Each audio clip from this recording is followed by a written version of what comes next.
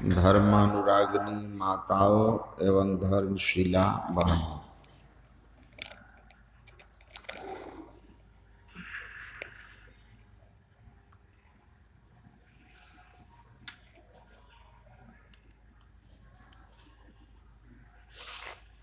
एक राजा बाज के दो छोटे छोटे बच्चे को पाल रखे थे। बच्चे जब बड़े हुए तो एक बच्चा बहुत ऊंचाई तक उड़ता था, जैसा बाज का स्वभाव होता। लेकिन जो दूसरा था वो थोड़ी दूर ऊंचाई पर जाता और वापस वृक्ष पर आके बैठ जाता था। राजा को बड़ा आश्चर्य होता था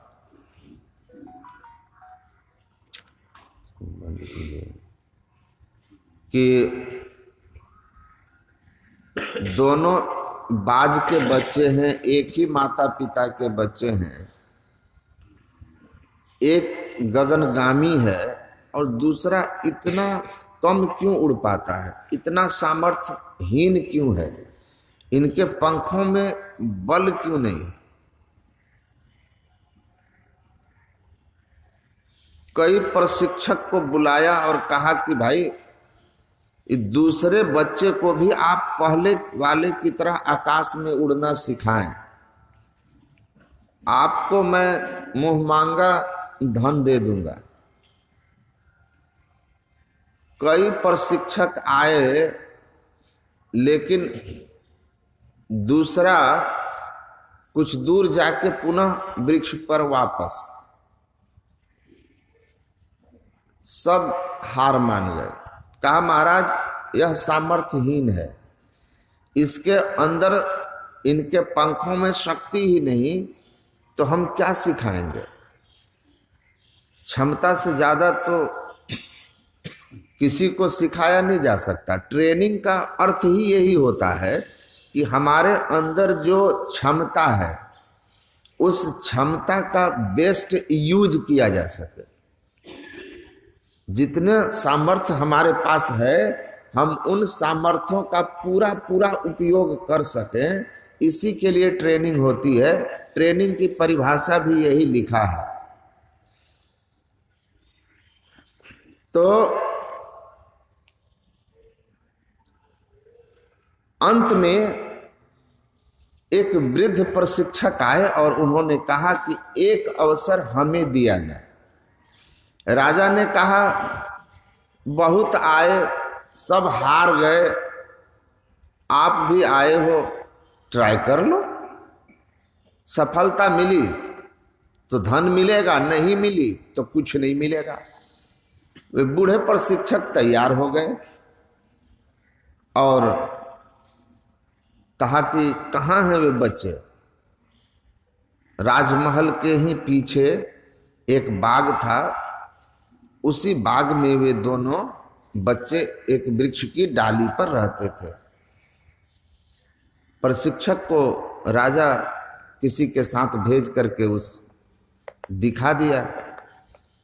1 घंटे के अंदर प्रशिक्षक वापस राजा के पास आया और कहा महाराज आकर के छत से देख लीजिए, दोनों बच्चे एक समान आकाश में उड़ रहे हैं। राजा लौट के आए, राजा छत पर आए, देखा सच में दोनों उड़ रहे हैं। कहा कमाल हो गया। महीनों महीने लगा करके यहां से कई प्रशिक्षक चले गए, साल बीत गया, लेकिन कोई इसको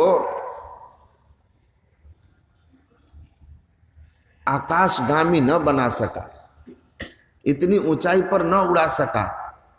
तुम 1 घंटे के अंदर यह कारनामा कैसे करके दिखा दिए। सब यह कह करके चले गए कि इसके अंदर क्षमता ही नहीं, शक्ति ही नहीं, संभव ही नहीं। बूढ़े प्रशिक्षक ने कहा महाराज दोनों बाज के बच्चे हैं, एक ही माँ बाप की संतानें हैं, सामर्थ्य किसी का किसी से कम नहीं। तो उड़ क्यों नहीं रहा था? कहा कि उड़ने का और न उड़ने का कारण को मैंने ढूंढा कि इसके न उड़ने का कारण क्या है। सामर्थ्य है लेकिन न उड़ने का कारण क्या है? तो मैं समझ गया। मैं जैसे ताली बजाता था ये उड़ता, दूसरा गगनगामी हो जाता, लेकिन ये आकर के वृक्ष की एक ही डाली पर बार बार बैठता था, बार बार एक ही डाली पर बैठता था। तो मैं समझ गया कि इस बाज के बच्चे को इस वृक्ष की डाली से आसक्ति हो गई है, और मैंने आसक्ति की उस डाली को काट दी। जैसे ही उस डाली को काटा, इसकी आसक्ति के बंधन कट गए और इसका संपूर्ण सामर्थ्य प्रत्यक्ष हुआ और ये आकाशगामी हो गया। बात आसक्ति की थी, बात वासना की थी। स्वामी विवेकानंद जी महाराज ने कहा है, these all prophets and sects are not the unique one, but they are also same like I and you. ये जितने दुनिया में महापुरुष हुए हैं, पीर पैगंबर, ये जन्म से कोई महान व्यक्ति नहीं थे। वो हमारी और आपकी तरह ही एक समान बच्चे की तरह जन्म लिए थे। इमर्सन ने भी कहा, every great king was once a crying baby and every great building was once a map only. प्रत्येक जन्म लेने वाला महान पुरुष हमारी और आपकी तरह एक रोता हुआ बच्चा था, और बड़ा से बड़ा भवन जिसको हम दुनिया का आश्चर्य कहते हैं, वह एक दिन एक छोटा सा पन्ने पर, कागज के टुकड़े पर मैप मात्र था। ये इतने बड़े कैसे हो गए? स्वामी विवेकानंद कहते हैं, इस ऊंचाई पर वो पहुंच गए, महान हो गए, हम नहीं हो सके। उसके बीच एक ही कारण था कि they did not wander like us in the garden of sensual enjoyments. ये महान पुरुष इसलिए महान हो गए कि वे उन लोगों ने हमारी तरह संसार के विषय वासना के बाग में भ्रमण नहीं किया।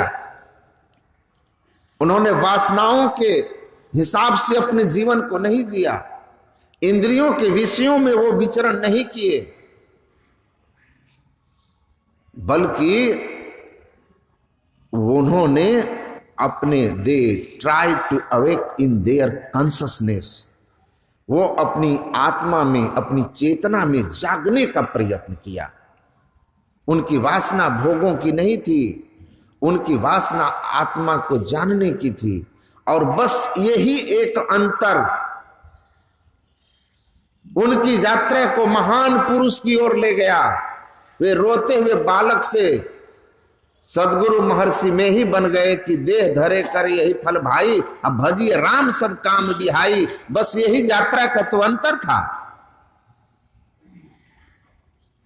कि देह धरे का फल विषय भोग नहीं है, देह धारण करने का फल है भजिए राम सब काम बिहाई। सांसारिक कामनाओं को छोड़कर, वासनाओं को छोड़कर परमात्मा की भक्ति करनी है, चेतना को जानना है, आत्मा में जगना है, आत्मज्ञानी बनना है, मोक्ष पाना है। तो यात्रा की दिशा ने जीवन को बदल दी। हम कमजोर इसलिए हैं, भगवान बुद्ध कहते हैं, पेमते जायति सोको पेमते जायते भयम, पेमते विप्पमुतस्स नत्थि सोको कुतो भयम। जब हमारे अंदर सांसारिक वासनाएं जगती है तो हमारे जीवन में दुख शोक संताप आता है, क्योंकि संसार नाशवान, परिवर्तनशील और बंधन में डालने वाला है। लेकिन जब हम अपने दिशा को मोड़ देते हैं तो प्रेम मिलावे राम से, प्रेम छुटावे जगत से, प्रेम मिलावे राम, प्रेम करे गति और ही ले पहुंचे हरिधाम। वो परमात्मा के धाम में पहुंचाता है, बस प्रेम की दिशा बदलनी है। तो वासना संसार की बंधन का कारण। प्रसंग मजरम पाशम आत्मन कवियो विदुहु, संसार की वासनाएं बंधन का कारण बनती है, जन्म मरण का कारण बनती है। महर्षि कपिल ने अपनी माता देवहूति से कहा था। यही बात भगवान श्री राम हनुमान जी को समझा कर कहते हैं, द्वय बीजे चित्त वृक्षस्य प्राणस्पंदन वासने एकस्मिश्चतयो क्षिप्रे छीने क्षिप्रम द्वयपि नश्यतः। हे हनुमान जी, चित्त रूपी वृक्ष के दो बीज हैं, एक प्राणस्पंदन है और दूसरा वासना है। इनमें से किसी एक के छीन हो जाने पर दोनों का नाश हो जाता है। किसी एक का छीन हो जाने पर हमारी साधना क्या है? योग का। हम क्या करते हैं? योग साधना। हम ध्यान योग करते हैं। क्यों करते हैं? योगः चित्त वृत्ति निरोधः। हम चित्त वृत्ति को निरुद्ध करने का साधन करते हैं। क्यों? क्योंकि भगवान श्री राम ने इसी उपनिषद में हनुमान जी से कहा था, पुरुषस्व कर्तृत्व भोक्तृत्व सुख दुखाद लक्षणस चित्त धर्म क्लेश रूपत्वाद बंधनो भवति तन निरोधनम जीवन मुक्ति। हमारा चित्त का क्या काम है? चित्त एक सूक्ष्म इंद्रिय है जिसका काम है प्राणस्पंदन करना, हिलना। उसके हिलने से हमारी सारी इंद्रियां क्रियाशील हो जाती हैं। वासनाएं जगती है, श्वास की गति चलती है, मन संकल्प विकल्प करने लगता है, विषयों की ओर भागने लगता है इंद्रियों में जुड़ करके, और श्वास की गति चलने लगती है। चित्त रूपी वृक्ष को जैसे हम रोक लेते हैं तो योग चित्तवृत्ति निरोध, चित्तवृत्ति का निरोध हो जाता है। हमारा योग मतलब चित्त का पूर्ण सिमटाव हो गया, और पूर्ण सिमटाव होने से पिंड से ब्रह्मांड की ओर हमारी गति हो जाती है। और एक अवस्था ऐसी आती है जब चित्त से मुक्त होकर के चेतना की पहचान हो जाती है, कैवल्य दशा में जाकर। तो चित्त वृत्ति के निरोध करने का दो उपाय है। एक, या तो प्राणस्पंदन श्वास को रोक लीजिए, और दूसरा है मन को रोक लीजिए, वासना को रोक लीजिए। वासना क्या? मन में उठने वाले विचारों को, चाहना को। कबीर साहब की एक वाणी है, चाह चुमारी चूहरी अति नीचन को नीच, तू तो पूर्ण ब्रह्म है जो चाह न होती बीच। इसको रोक लो।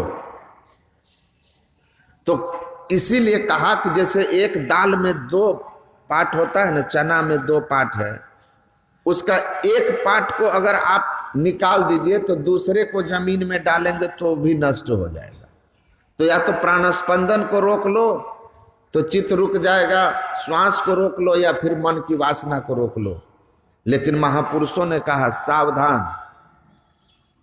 यथा सिंग्रो गजो व्याघ्रो भवेद वैश्य सने सना तथा सेवितो वायुरन्यथा हन्नति साधकम। जिस तरह से सिंह, बाघ, हाथी आदि जंगली जीवों को बड़ी चतुराई से वश में किया जाता है, बड़ी सावधानी से वश में किया जाता है, उसी तरह जो चित्त वृत्ति को, श्वास की गति को रोक करके प्राणायाम, कठिन प्राणायाम आदि की क्रियाओं के द्वारा, हठ योग आदि की क्रियाओं के द्वारा चित्त को हठात रोकने का प्रयत्न करता है, थोड़ा सा भी चूक हो जाने पर साधक की मृत्यु हो जाती है। बड़ी कठिन कठिन आसन होता है, हठ योग की क्रिया के द्वारा चित्त को रोकने का, श्वास को रोकने का जो प्रयत्न है। परमाराध्य गुरु महाराज कहते हैं इसमें थोड़ा सा चूक हो जाने से फेफड़ा जल जाता है। लेकिन दूसरी क्रिया है जिसको हम लोग कहते हैं वासना को रोकना। भागते हुए मन को रोकना, जहाँ जहाँ मन भग जाए ताहि तह तह से तत्क्षण फेरी फेरी ले आइए, लगाइए ध्येय में आपन, ऐसे ही करी प्रतिहार धारणा धारण करके, अरे हर में ही औरो आगे बढ़िए चढ़िए धर धरा धरी के। दूसरा साधन है ध्यान योग का। न जोगी जोग से ध्यावे, न तपसी देह जरवावे, सहज में ध्यान से पावे, सुरति का खेल जे ही आवे। अपने ख्याल को बार बार गुरु निर्दिष्ट स्थान पर लगाना, जिसमें दृष्टि का खेल है, मन और दृष्टि का खेल है। इस खेल को जानना जो हम लोगों को बताया गया है। कहते इस तरह से मन को आप रोक करके मन को लगातार साधना में लगाइए। मानस जप, मानस ध्यान, दृष्टि योग, एक तत्व का दृढ़ अभ्यास बार बार करने से क्या होगा? मन वासना विहीन होकर विषय को ग्रहण करना बंद कर देगा। जब युगल दृष्टि की धारा एक हो जाएगी, स्वाभाविक रूप से चित्तवृत्ति ठहर जाएगा। तो ये मन को रोक करके चित्त को रोक देना बहुत सहज है, इसमें कोई खतरा नहीं है, जो हम लोगों को बताया गया। राज महि राजा, जोग मह जोगी, तप में तपस्वी, गृहस्थ मह भोगी, ध्याय ध्याय भक्त सुख पावा, नानक तिस पुरुष का किन अंत न पावा। राज करते हुए राजा, गृहस्थ कर्म में रहते हुए भाई रे सो सदगुरु संत कहावे, जो नैनन अलख लखावे, प्राण पूज्य क्रिया से न्यारा, भोग में जोग जगावे रे भाई सोई सदगुरु संत कहावे। ऐसी युक्ति बता देते हैं कि आपको किसी तरह का खतरा नहीं है। बस सूरत का खेल जानिए, मन को समेटने की विधि जानिए। इस अभ्यास को लगातार करते रहने से आवास नत्वात् न मनुते मनः, जो लगातार इस क्रिया को करते रहेंगे उसका मन एक दिन इस स्थिति में पहुंच जाएगा कि वह विषयों की ओर से मुड़ जाएगा। वह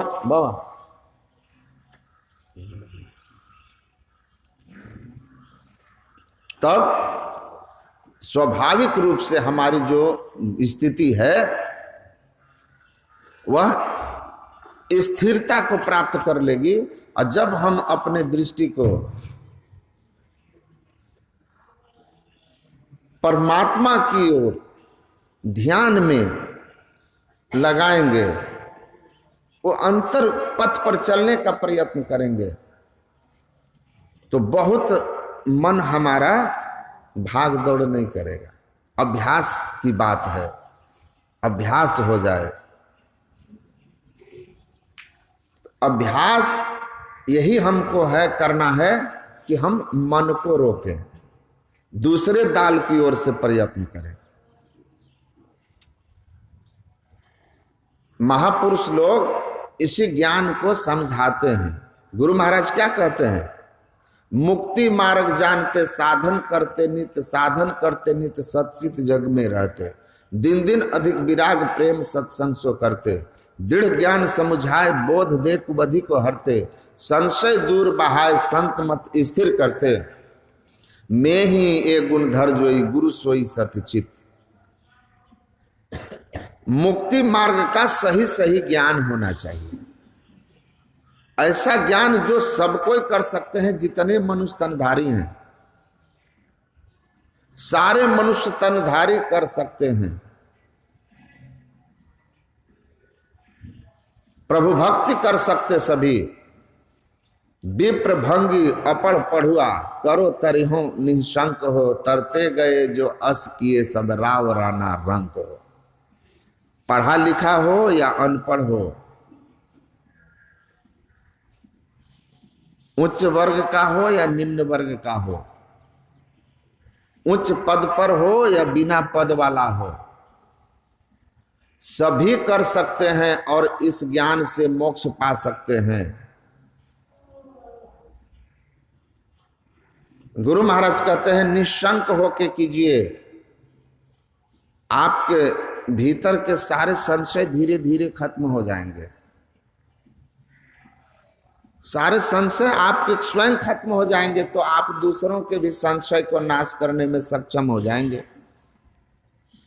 और पूर्णतया संशयों का नाश तो तभी होता है जब हम पूरी तरह से 14 इंद्रियों से छूट जाते हैं, चित्त के घेरे से भी मुक्त हो जाते हैं, महाकारण को पार कर जाते हैं, भिद्यते हृदय ग्रंथि छिद्यंते सर्व संशया क्षीयंते चास कर्माणि तस्मिन् दृष्टे परावरे। उस परे से परे परमात्मा को जो देख लेता है उसके हृदय की अज्ञान ग्रंथि का नाश हो जाता है। ये जड़ और चेतन का जो संयोग है ना, दूध में घी की तरह चेतन आत्मा हमारे मन में है, जड़ में है, इसको हम अलग कर लेते हैं।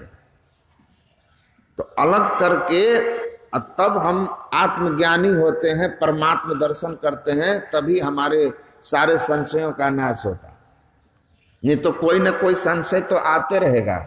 और इसीलिए सद्गुरु की महिमा है कि साधना के क्रम में जो मन में संशय आए, उन संशयों का आप गुरु के शरण में जाके निवारण कर लें। जो गुरु आपके ज्ञान, आपके संशयों को, आध्यात्मिक संशयों का निवारण नहीं कर सकता, गुरु महाराज कहते हैं उसमें गुरु का गुण नहीं है, वह गुरु धारण करने लायक नहीं है। और ये संशय तो तुम में निज में भेद बुद्धि को जो सकते हैं मिटा, वह तुम वही में ही प्रश्न पुनि रहते नहीं। ये संशय और ये प्रश्न तो पूरी तरह समाप्त होंगे जब हमारा और परमात्मा के बीच की दूरी समाप्त हो जाएगी। हम प्रभु प्रभु हम एक ही होई, द्वंद्व द्वैत रहे नहीं कोई, उस अवस्था में जाके होगा। तो उस अवस्था में पहुंचे हुआ महापुरुष स्वयं संशयहीन होते हैं और वो हमारे अंदर के सारे संशयों का नाश करते रहते हैं। और जब भीतर में किसी भी प्रकार के आध्यात्मिक संशय नहीं रहता, तो साधना में आपका लगन बढ़ते चला जाता है। और जहां कहीं संशय हुआ कि साधना की गति कम पड़ जाती है। आप कभी यात्रा पर हो, कार से अपनी जा रहे हो और आपको महसूस हो जाए कि कहीं मैं गलत चौराहे पर तो नहीं मुड़ गया, तो आप देख लीजिए आपकी कार की गति एकदम धीमी होगी और आप इधर उधर देखेंगे कि कहीं कोई मिल जाए और बता दे कि भाई आप सही जा रहे हैं। आजकल तो जीपीएस है, लेकिन उसमें भी कभी कभी ऐसी गली में घुसा देता है कि वहां से मुड़ना मुश्किल हो जाता है। उसी तरह आध्यात्मिक संशय आते हैं, उनको निवारण के लिए सद्गुरु की आवश्यकता होती है, जहां जाकर हम हमेशा अपने संशयों का निवारण करते रहते हैं। तो हम मन में दूध में घी की तरह हैं। इसीलिए कहा कि आप श्वास की गति को रोक करके चित्त को रोकोगे तो उसमें हठात रोकने पर आपका जान भी जा सकता है। और यह सबके लिए संभव नहीं है। बिना किसी तरह के खतरा के, बिना किसी तरह के परेशानी के साधना सदाचार का पालन करके, खान पान पवित्र करके आप कर सकते हैं। आप अपनी चेतन आत्मा के महिमा को समझिए कि किस तरह यह मन में घुसा हुआ है, दूध में घी की तरह। इसीलिए गुरु महाराज ने कहा सबसे पहले मन का सिमटाव कीजिए, मन का सिमटाव कीजिए, क्योंकि तो मन मथिया ते तत्पावा। दूध दादू दयाल की वाणी में है, जिस तरह दूध में घी है और दूध को मथ करके घी निकालते हैं, उसी तरह ते मन मथिया ते तत्पाया, उसी तरह मन को मथ करके और चेतन तत्व को फुटा लेते हैं। और चेतन जब मन से फूट जाता है, अलग हो जाता है, तब वह कैवल्य दशा में आया हुआ चेतनात्मा अपनी पहचान और परमात्मा की पहचान करने में सक्षम हो जाता है और मोक्ष को प्राप्त कर लेता है, मुक्ति को प्राप्त कर लेता है। तो मन के सिमटाव का साधन करना है। मन का और दृष्टि का अन्योन्याश्रय संबंध है। जहां मन जाता है वहां दृष्टि जाती है, जिधर दृष्टि जाती है उधर मन जाता है। हमारी दृष्टि का हमारा मन अनुसरण करता है। गुरु महाराज कहते हैं आपके अंदर एक ऐसा स्थान है जहां पर अगर अपनी दृष्टि को पहुंचा दें तो वहां आपका मन पहुंच जाएगा। वह सात्विक स्थान है, निर्विषय स्थान है, उसको सुषुम्ना कहते हैं। तो जब आपकी दृष्टि सुषुम्ना में पहुंचेगी, उस सात्विक स्थान में पहुंचेगा, तो आपका मन पहुंचेगा। अब मन जब निर्विषय तत्व, निर्विषय स्थान में पहुंच गया, तो ध्यानम निर्विषय मनः, आपका ध्यान पूरा हुआ। चित्तवृत्ति निरोध, चित्त की वृत्ति का निरुद्ध हो गया। परिणाम होगा कि पिंड से ब्रह्मांड की ओर, अंधकार से प्रकाश की ओर गति हो जाएगी, अंतर्गति हो जाएगी। अंतर्गति होने पर अंतर सुख मिलना प्रारंभ हो जाएगा।